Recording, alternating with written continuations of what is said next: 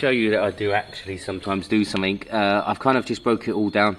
Now the stator wires come from here. There's a split there, but there's no cracks in the wires. Here's the connector ports here. So that's the first port of call. It'll be cleaning these out, just giving them a spray with contact cleaner. Brake cleaner will do the same thing, guys. Getting them cleaned. But when I follow an earth down to here, there's actually an earth down there. It'll be an 8. It's so dark you can't see it. So that earth will need a good clean. And there was a second earth up here that was connected to plastic. So that's not good either. And then if you look here, this is the choke cable. That if it wasn't snapped up here we could put back on, although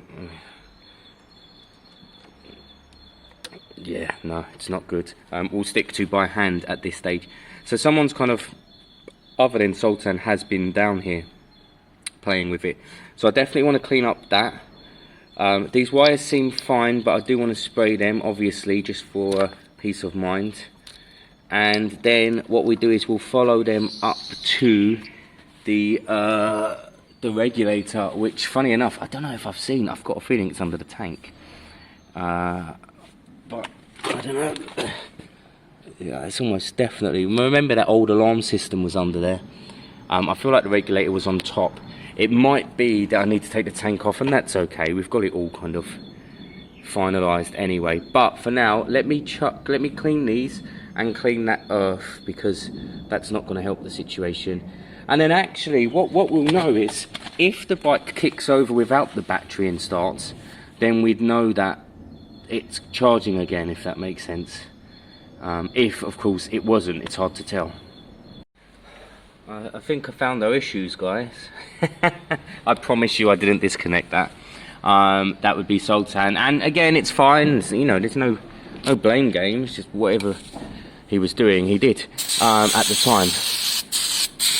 Yeah, completely disconnected. I lay any money, plug it back in, kick it over, it'll fire up, I promise you.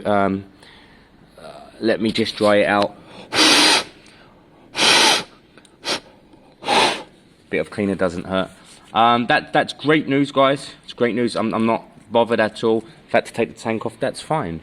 You know, once we're breaking the bike back down again, then this is the time. This is where we can get under here now and go, hang on a minute, I can just tweak that slightly, or that, or I don't like this cluster. This cluster's fine, by the way, guys. I know it looks crap, but you'll never ever see it from bottom or from the top, so no issues at all about that in my head. But you do get a second chance to have a little look under here, neaten up some of the wires, tuck them all behind. Great. Again, I have no doubt. Let me, in fact, guys, I'm going to dry it, plug it in, put you on the stand. I'll show you that there's no battery. I promise you it will start up. No battery, reconnected, earths aren't even connected. Now let's have a look, see if we've solved our issue. Basically it will start up on it.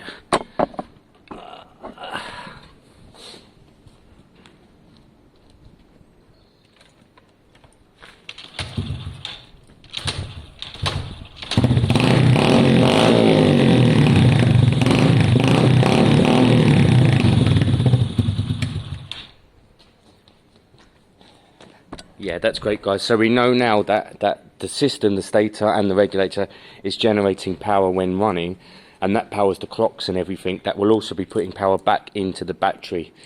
That's great news. It doesn't mean the other battery is good. My specialist charger at home, when I first put it on, said it wasn't good, and then I checked it this morning and it was at 9 volts. So it wasn't a good battery, so it's worth having the second one. But ultimately there, I'm really pleased. This morning I was thinking, God, I've got to, you know, start messing with stators. It was unplugged, guys. So I'm actually really pleased at this stage. I'm going to start putting it back together, take the side panels off, and get it kind of buttoned up now. It's charging, it's running, it's riding, it rides beautifully. So yes, extremely pleased. Let me get the last final bits done up, and the ideal situation would be that I get it up advertised by the end of today. Very, very pleased. So while you're at this stage, guys, the whole tank's accessible. I've got some carnauba wax on there. I gave it a good clean with a waterless wash and wax anyway, and then some nice thick carnauba wax on there. Again, cheap Chinese paint, it's water. Throw some thick wax on. The carnauba wax is great stuff if you can get anything like this. It's about 20 quid, it lasts forever though. It's good stuff, and it will also bring it up to a really high shine. Put it on nice and thick, swirl it around lots and lots and lots, then let it haze, so let it dry for a minute or two, and then buff it off. It's as simple as that, really. And then at least we know we've got a bit of protection on there. Don't get me wrong, that's not going to protect it from scratches and stuff, guys, but the sun and stuff, it will stop it fading. If you had a cheap ceramic coat now, that's probably your best bet on a tank like this. Quick ceramic will probably give you your most kind of long-term fix. Look at that shine, guys. Look at that. And in a few minutes I'll do another coat. I'll put probably 3 on in the long run, and you'll just kind of build it up, get a nice thick wax coat. While doing that, I'm going to put the rear seat back on. You can see I've put these rubber bungs down now, they're glued down. I'm just waiting for that to set and dry. The seat will hold it down anyway, but let it set and dry, and then they're going to stop it giving so much when it's in action. And then I'll be looking at the side panels. Not sure, I'm probably going to measure up, where is the side panel? Probably going to measure up the side panel, look. Cut it to that length, twist it over, blah blah blah. That's probably, I'm going to be making it up on the panel, I'm sure. Still not sure how I'm going to secure it, what would look the best. Maybe the rivets, possibly just glue, guys. Not sure yet. So guys, I'm not great with the rivet gun, but I'm going to show you roughly how I'm doing it on this occasion. Hopefully you're in the picture. I've got the kind of setup here. There's a rivet round there already. I'm going to do one more here. Now I'm drilling straight through because it's easier. So let's go, where are we going? I might need one here actually, but let's get this one here. Now I'm well aware of my legs underneath. There you go. And then you put the rivet in like this. And then that's the kind of basics done. And then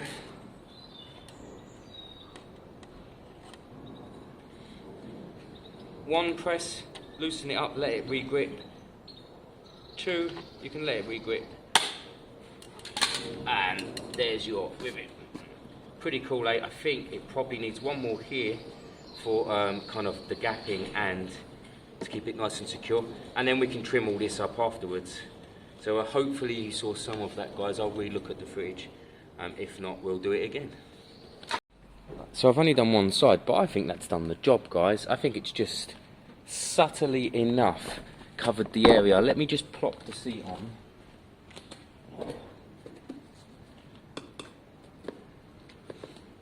Yeah. Ah, interesting. So look, if we put it up here, there you go. So we want it to be more, there you go, more like that. I think this is on solid now, guys. So that's well, it's tied on, but it's solid. I need that to be a bit flusher. What's under there? Ah, there's a pipe there, that's fine. Could always cut around that and flatten it. But I think that does exactly what I wanted it to do. Also, rainproofs it a bit. I'm happy with that, guys. I am. I mean, I know it looks a bit homemade, because it is, but with a brat bike or a rat bike or a calf, you get away with all these little trimmy bits. Great, let me do the other side. It's not that quick. It actually takes a little while. Let me do the other side, and then swap to the slightly smaller plate that says Motorcycle Rescue. I've got that over there.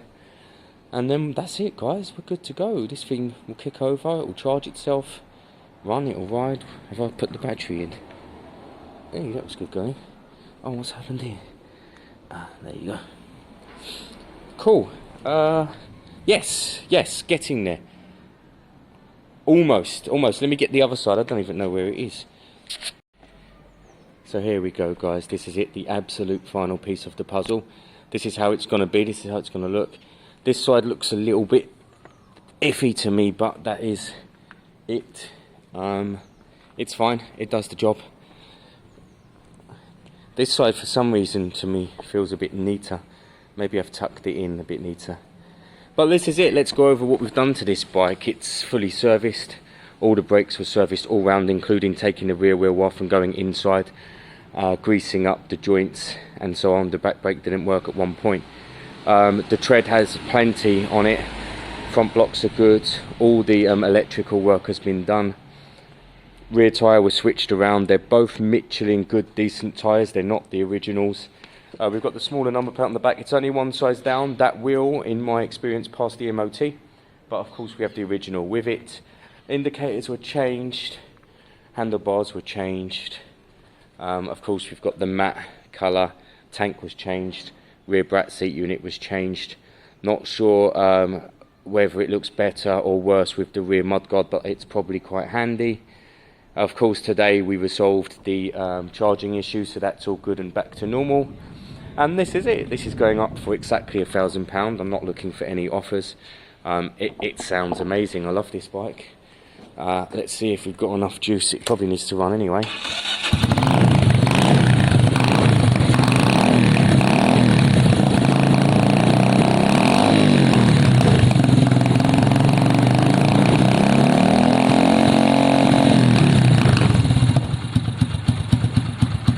It's also not obnoxiously loud, guys. When you're kind of poodling along, it's not obnoxiously loud, so it's fine, you get away with it. You could buy a longer exhaust for there, that would work just as well, but they're loud as well, so there's no point really. This is the absolute final. There's nothing left for me to do. It's got its year's MOT.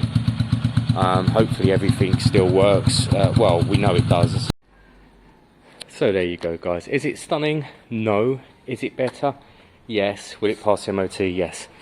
Yeah, that's it really. Look at this seat. Yeah, that's it. All done, all dusted. We'll pass its MOT tomorrow. Just check them brake pads. Yeah, plenty. Happy with that. It rides well, like I said. What I'll do is I'll let it sit for a few minutes.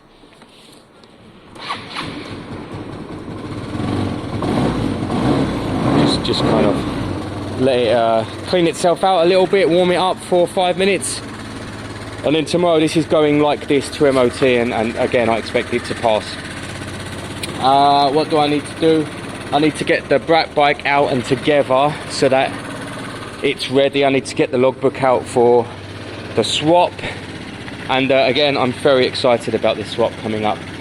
2,000 years later. So yesterday I swapped my fully built, custom, finished, MOT'd brat bike, and I swapped it last night, and this is the first I'm seeing of the bike I swapped it for,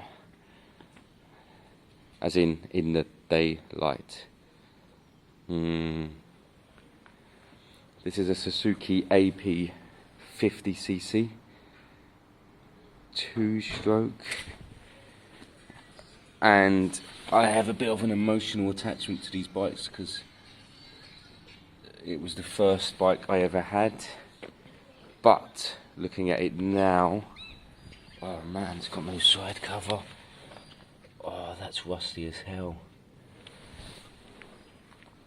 I swapped my bike that was selling for £1,000. Oh man. Oh. Wait a minute. What's this? Ah, this makes more sense.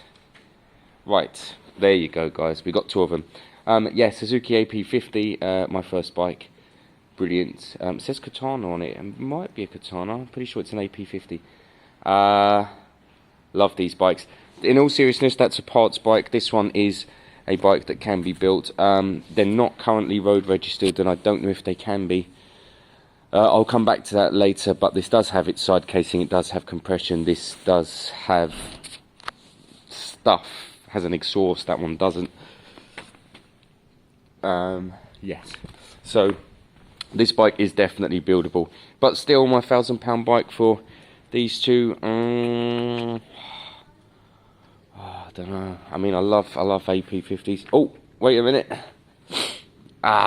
What's this? This is a Peugeot something 50cc. Right, Peugeot something 50cc click. Okay. So we've got the parts bike, which is cool in its own right. We've got the build, I think, which I can't wait to start working on it, and the free clip, or whatever it is. If you think about it, guys, the Brat bike owed me kind of $750 in the long run.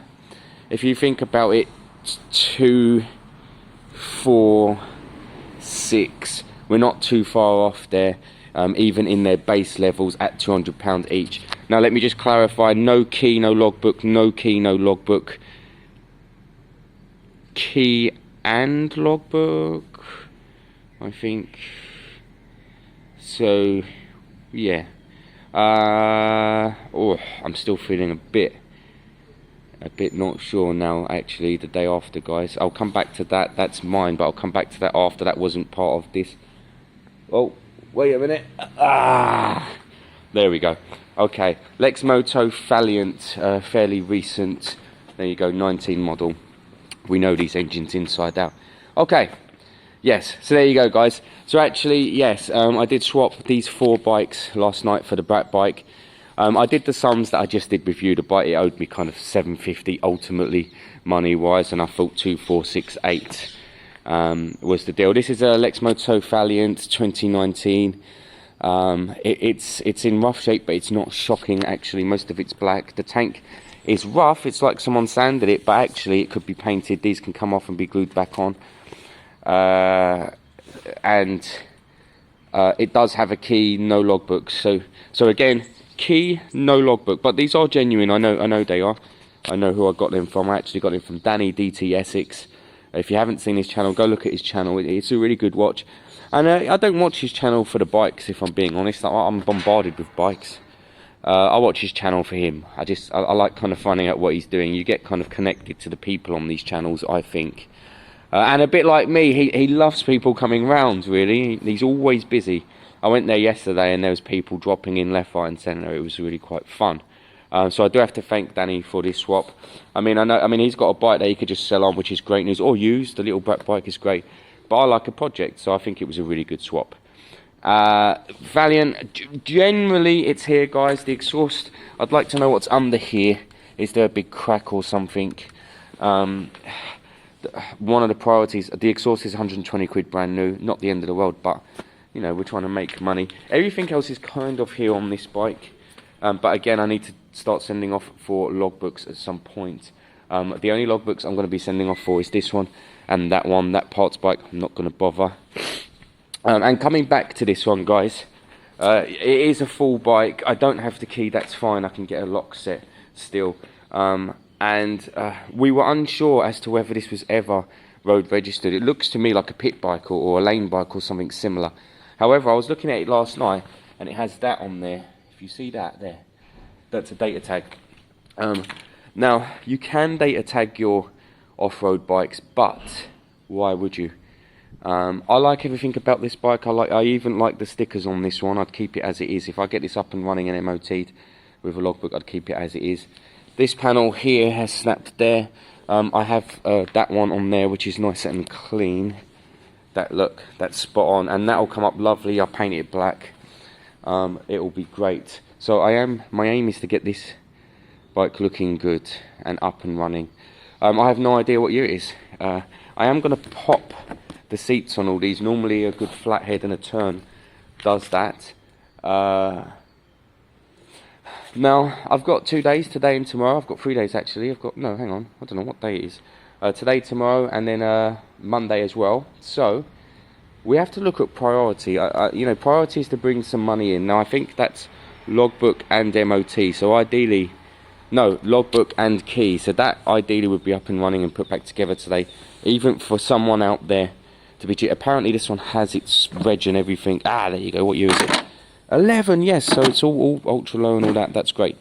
So, we do have to kind of prioritise what we're doing here, really, and look at what we focus on first, because I just get kind of excited. I want to hear that one at some point. That's the kind of key bike for a few extra pounds to work on the others. I feel like that's an easy build, if I'm being honest. And just to catch you up on this, I bought this yesterday anyway. I paid 200 quid for it, guys. 200 quid, can't go wrong. It's a Piaggio Fly. Has no exhaust, but they gave me a second-hand exhaust. down there with a bit of high temp. We'll sort that out. No idea if it runs or rides. Definitely has a logbook come in, and it's a fly, so it needs silly bits done. Look, the forks will need a paint because they've kind of delaminated or peeled. It probably needs that light. All this stuff you can still buy brand new from Fowler's Parts, but yes, I don't know. I kind of don't know where to start on that one.